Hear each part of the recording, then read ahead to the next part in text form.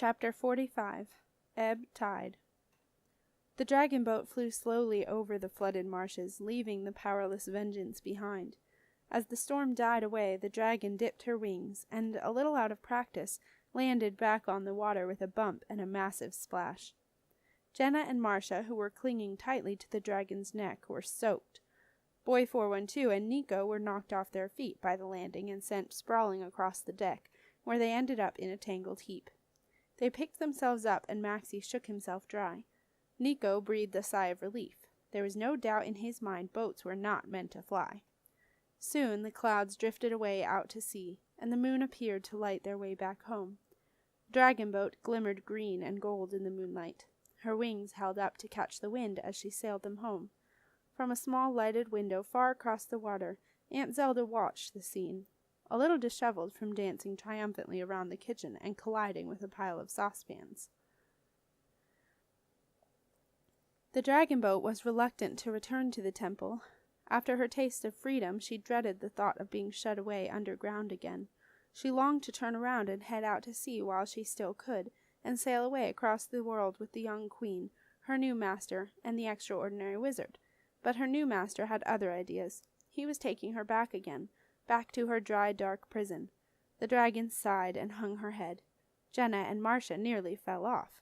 "What's going on up there?" asked Boy 412. "She's sad," said Jenna. "But you're free now, Marsha," said Boy 412. "Not Marsha, the dragon," Jenna told him. "How do you know?" asked Boy 412. "Because I do. She talks to me, in my head."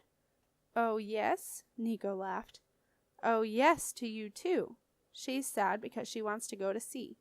She doesn't want to go back into the temple. Back to prison, she calls it." Marsha knew how the dragon felt. "Tell her, Jenna," said Marsha, "that she will go to sea again, but not tonight. Tonight we'd all like to go home." The dragon boat raised her head high, and this time Marsha did fall off. She slipped down the dragon's neck and landed with a bump on the deck. But Marsha didn't care. She didn't even complain. She just sat gazing up at the stars while the dragon boat sailed serenely across the Moran marshes. Nico, who was keeping a lookout, was surprised to see a small and oddly familiar fishing boat in the distance. It was the chicken boat, floating out with the tide. He pointed it out to Boy 412. "Look, I've seen that boat before. Must be someone from the castle fishing down here." Boy 412 grinned. "They chose the wrong night to come out, didn't they?" By the time they reached the island, the tide was rapidly ebbing, and the water covering the marsh was becoming shallow. Nico took the tiller and guided the dragon boat into the course of the submerged moat, passing the Roman temple as he did so. It was a striking sight. The marble of the temple glowed a luminous white as the moon shone upon it for the first time since Hotep Ra had buried the dragon boat inside. All the earth banks and the wooden roof that he had built had been washed away, leaving the tall pillars standing clear in the brilliant moonlight. Marsha was astounded. "I had no idea this was here," she said. "No idea at all. You'd have thought one of the books in the Pyramid Library might have mentioned it. And as for the dragon boat, well, I always thought that was just a legend." "Aunt Zelda knew," said Jenna. "Aunt Zelda?" asked Marsha. "Why didn't she say so?" "It's her job not to say. She's the keeper of the island. The queens, my mother, and my grandmother, and great-grandmother, and all the ones before them, they had to visit the dragon." "Did they?" asked Marsha, amazed. "Why?" "I don't know," said Jenna. "Well, they never told me, or Arthur, come to that." "Or Dom Daniel," Jenna pointed out. "No," said Marsha thoughtfully. "Maybe there are some things it is better for a wizard not to know." They tied the dragon boat up to the landing stage, and she settled down into the moat like a giant swan, easing herself onto her nest, slowly lowering her huge wings and folding them neatly along the side of her hull. She dipped her head to allow Jenna to slip down onto the deck. Then the dragon gazed around her. It may not be the ocean, she thought, but the wide expanse of the Moran marshes, with its long, low horizon stretching as far as the eye could see, was the next best thing. The dragon closed her eyes. The queen had returned, and she could smell the sea. She was content. Jenna sat and dangled her legs over the edge of the sleeping dragon boat, surveying the scene before her. The cottage looked as peaceful as ever, although maybe it was not quite as neat as when they had left it, due to the fact that the goat had munched its way through much of the roof and was still going strong. Most of the island was now out of the water, although it was covered with a mixture of mud and seaweed. Aunt Zelda, thought Jenna, would not be happy about the state of her garden. When the water had ebbed from the landing stage, Marsha and the crew climbed out of the dragon boat and made their way up to the cottage, which was suspiciously quiet, and the front door was slightly open. With a sense of foreboding, they peered inside. Brownies. Everywhere. The door to the disenchanted cat tunnel was open, and the place was crawling with brownies. Up the walls, over the floor, stuck on the ceiling, packed tight into the potion cupboard, munching, chewing, tearing, pooing as they went through the cottage like a storm of locusts. At the sight of the humans, 10,000 brownies started up their high-pitched squeals. Aunt Zelda was out of the kitchen in a flash. "What?" she gasped, trying to take it all in, but seeing only an unusually disheveled Marsha standing in the middle of a heaving sea of brownies. Why, thought Aunt Zelda, does Marsha always have to make things so difficult? Why on earth had she brought a load of brownies back with her? "Blasted brownies!" bellowed Aunt Zelda, waving her arms about in an ineffectual way. "Out! Out! Get out!" "Allow me, Zelda," Marsha shouted. "I'll do a quick remove for you." "No!" yelled Aunt Zelda. "I must do this myself, otherwise they will lose respect for me." "Well, I wouldn't exactly call this respect," muttered Marsha, lifting her ruined shoes out of the sticky slime and inspecting the soles. She definitely had a hole in them somewhere. She could feel the slime seeping in between her toes.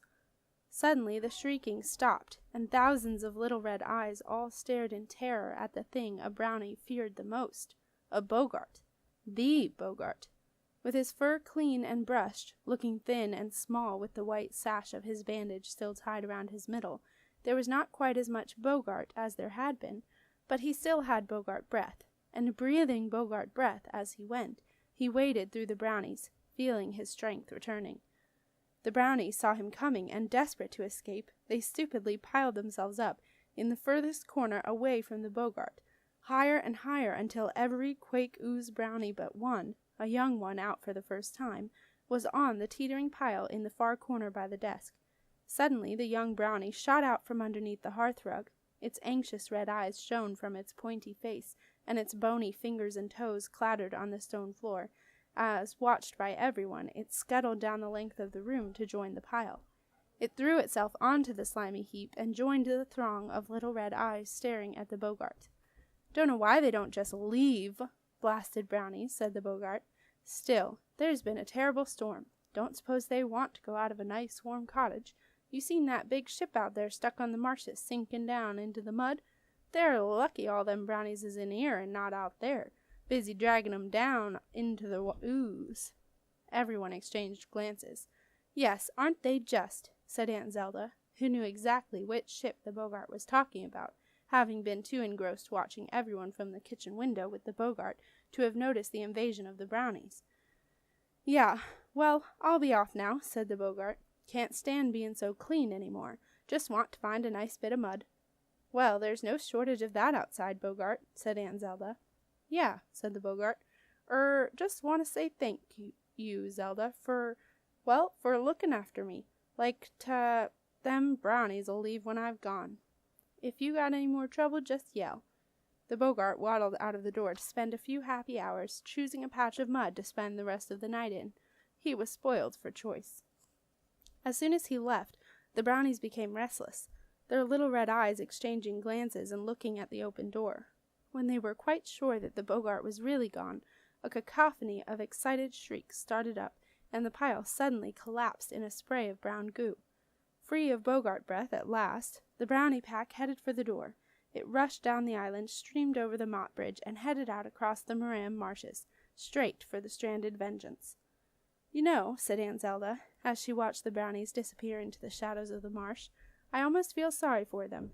"What, the brownies or the Vengeance?" asked Jenna. "Both," said Aunt Zelda. "Well, I don't," said Nico. "They deserve each other." Even so, no one wanted to watch what happened to the Vengeance that night, and no one wanted to talk about it either. Later, after they had cleared as much brown goo out of the cottage as they could, Aunt Zelda surveyed the damage, determined to look on the bright side. "It's really not so bad," she said. "The books are fine. Well, at least they will be when they've all dried out and I can redo the potions. Most of them are coming up to their drink-by date anyway, and the really important ones are in the safe. The Brownies didn't eat all the chairs like last time, and they didn't even poo on the table. So all in all, it could have been worse. Much worse. Marsha sat down and took off her wrecked purple python shoes. She put them by the fire to dry while she considered whether to do a shoe renew or not. Strictly speaking, Marsha knew she shouldn't. Magic was not meant to be used for her own comfort. It was one thing to sort out her cloak, which was part of the tools of her trade, but she could hardly pretend that the pointy pythons were necessary for the performance of magic. So they sat steaming by the fire, giving off a faint but disagreeable smell of moldy snake. "You can have my spare pair of goulashes," Aunt Zelda offered. "Much more practical for around here." "Thank you, Zelda," said Marsha dismally. She hated goulashes. "Oh, cheer up, Marsha," said Aunt Zelda irritatingly. "Worse things happen at sea.